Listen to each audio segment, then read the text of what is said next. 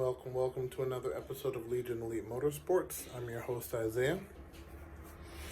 And today, we're going to knock out some work on the Mirage.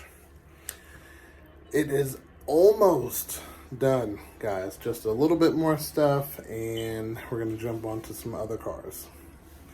But, yes, let's get to it.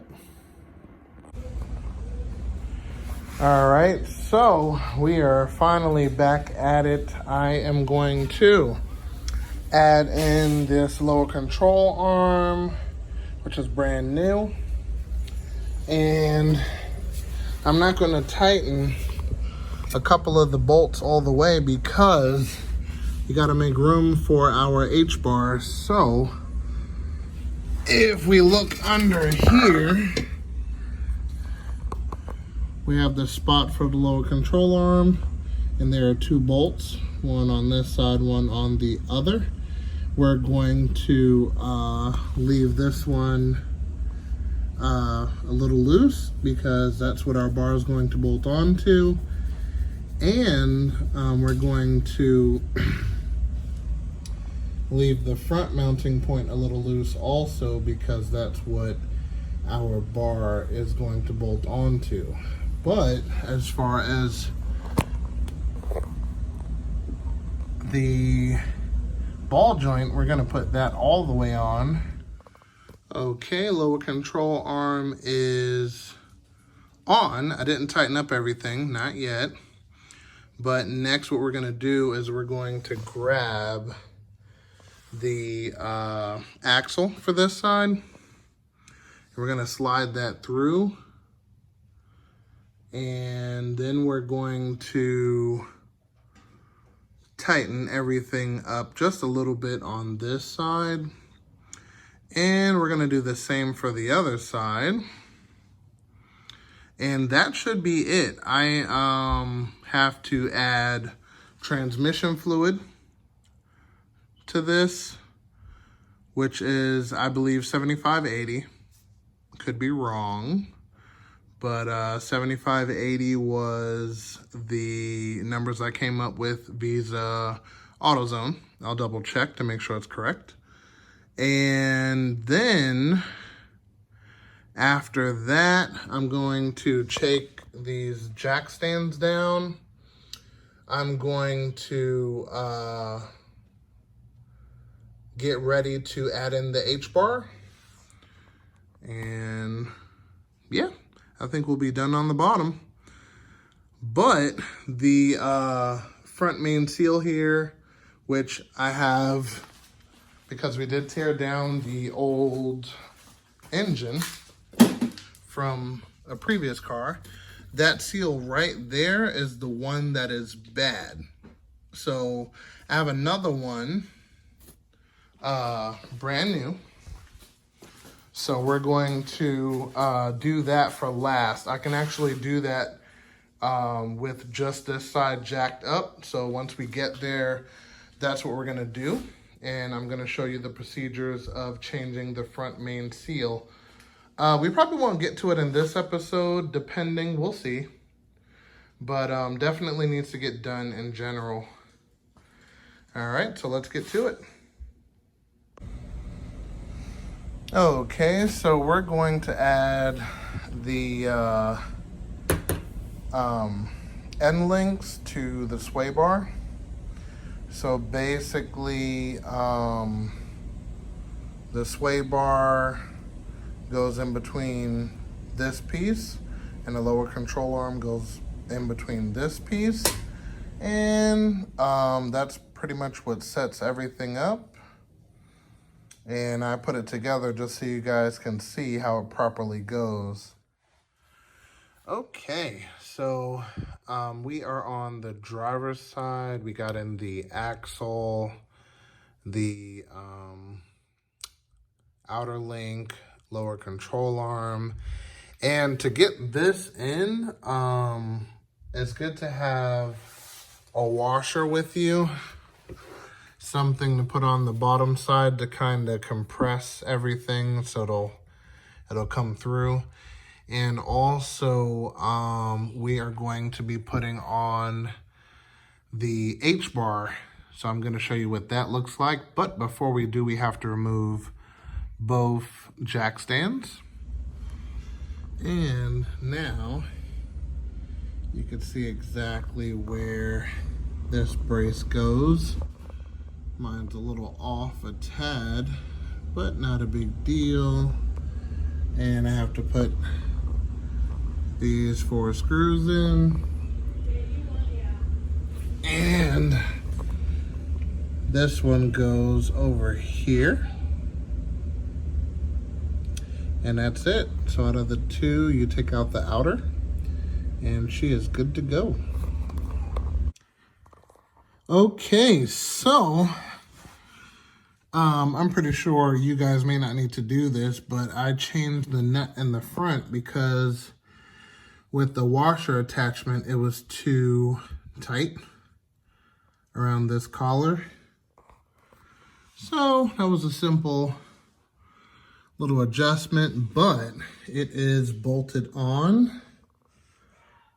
Saying that is the exact spot of, you know, how it's mounted and how it looks. All of the bolts are on and tight. And if your car is as low as mine, you definitely have to be careful about speed bumps because, you know, your bar, which is now part of the frame, could possibly hit.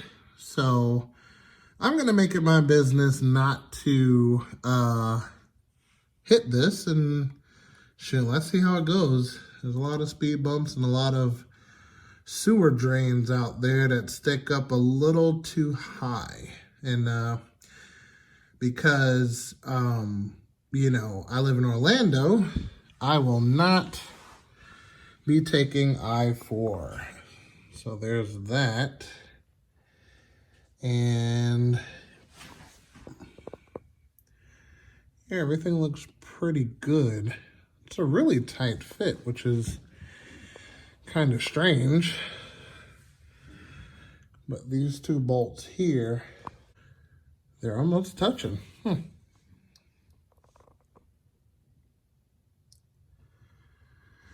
Alrighty, so with all of this being tight,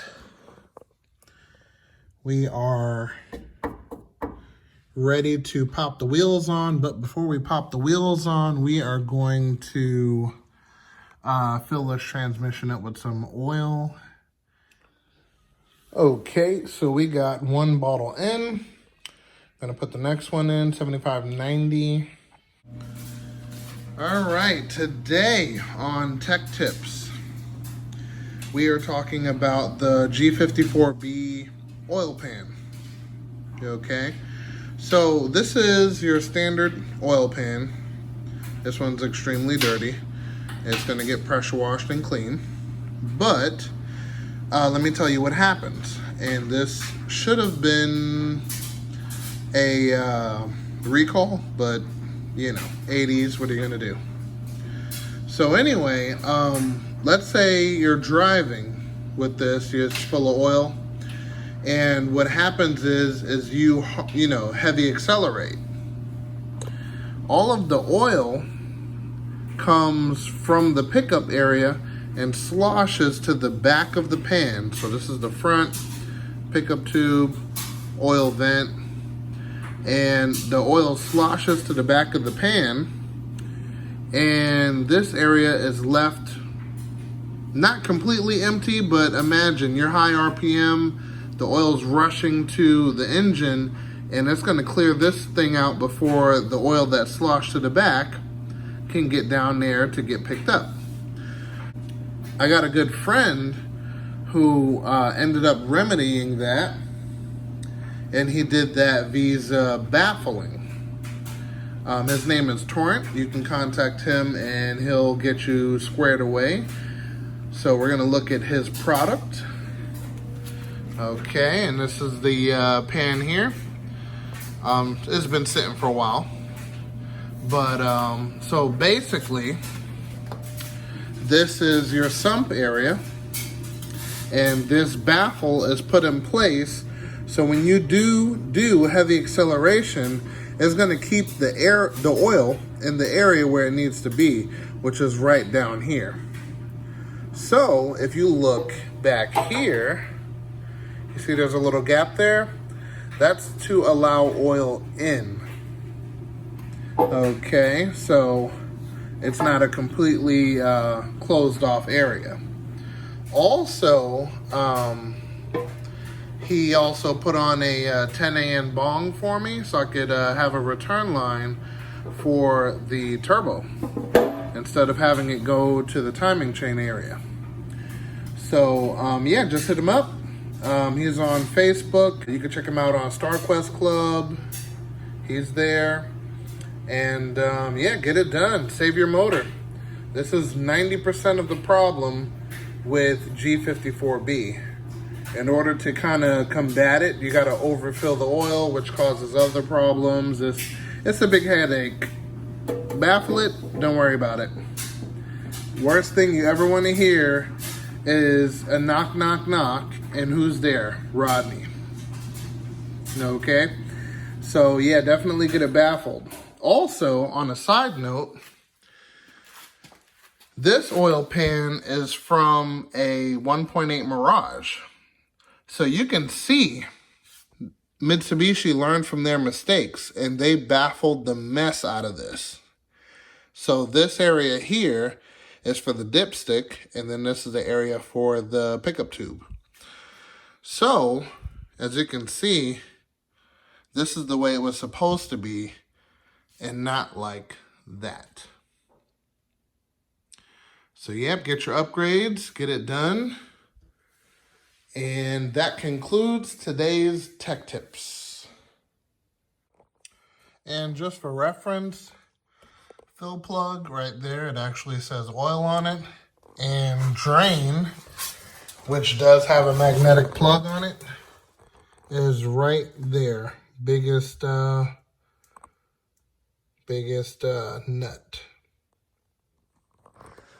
All right, so for the side skirts, I repainted those because the paint was chipping. So that's done there on both sides. So let's take a peek over here. Yep, that's looking good. Excellent. All right, so now we are going to prep the front bumper for paint. So I got different fog lights in the bumper for now, but I'm gonna take these fog lights out before we start using the Scotch-Brite to scar up the paint to hold the paint and primer.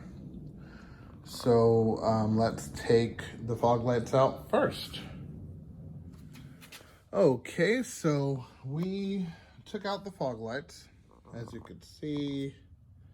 And we took these brackets out from here for the license plate.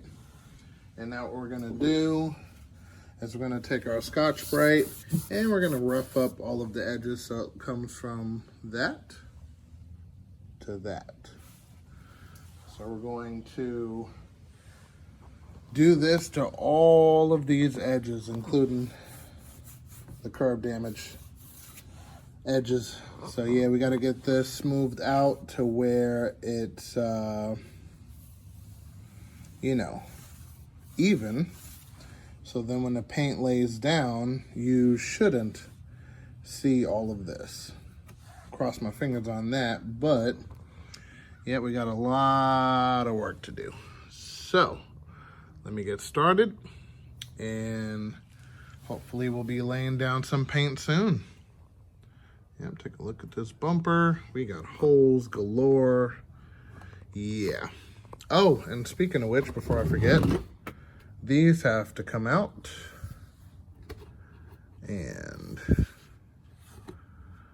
then I could paint it from there. Yep. Okay. So I'm gonna take these out too. Okay, and I've gotten all the high spots as low as possible. Scuffed it up decent amount. It's probably not coming through as good on camera, but it's scuffed up pretty good. We're about to lay down some primer. And let's see what it looks like once we lay down the primer. It'll give us a good idea of what it's going to look like when the paint goes down. So once I lay down the primer, if any additional sanding is needed, I'm going to dive in and get it done. So this is it all scuffed up, and let's lay it down. Let's see what it looks like. Okay, primer is laid. There's only subtle scratches and nicks as far as evening everything out, and that's where they bolted some sort of a lip addition to this one. So there's a hole there and a hole there, but everything else doesn't look too bad. So I think we might be able to get away with this one and sand, you know, some subtle spots and get it ready for paint. So yes, we're gonna do that. And then once we laid down the paint, I'm gonna come back and check on it, make sure everything is sitting right, and take it from there. And there you have it. It is painted white. Not bad for a rattle can job.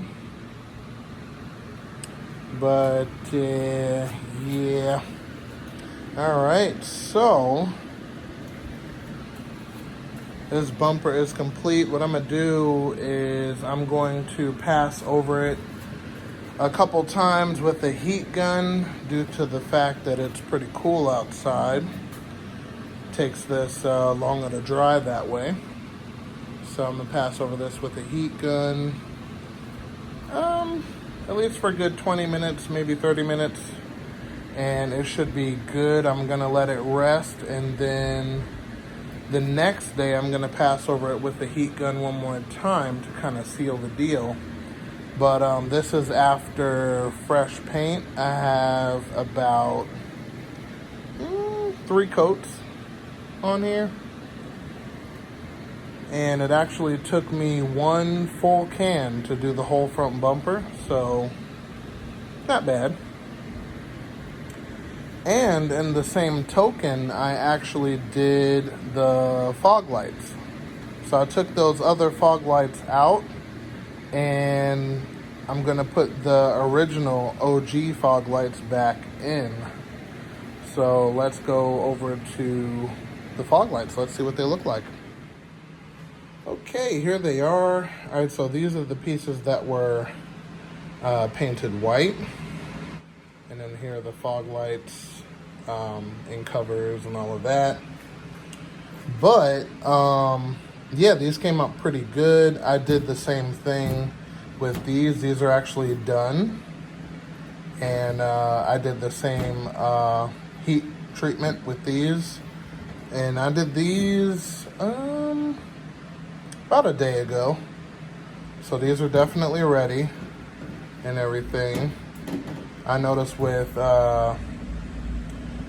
spray paint, it gets a little sticky. And because this is a front bumper, you don't want it to stick to every rock and dirt and sand out there. So when I use the heat, it makes it smooth instead of sticky. So these are ready. They're good to go. And we're going to assemble the full front bumper and get a shot of that. Okay, this is a complete and white bumper. So this is ready to go on. We got the fog lights in, on, and tight. Last thing I gotta do is slide these pieces in here, which we can do now. All right, so. All right, there's that one.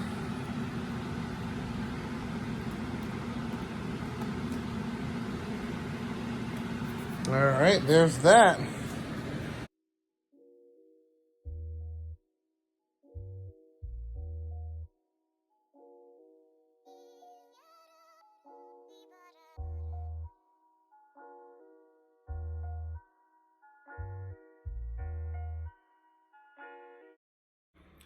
Hey, I hope you guys enjoyed. Don't forget to hit the bell icon and subscribe. And I'll see you guys in the next episode.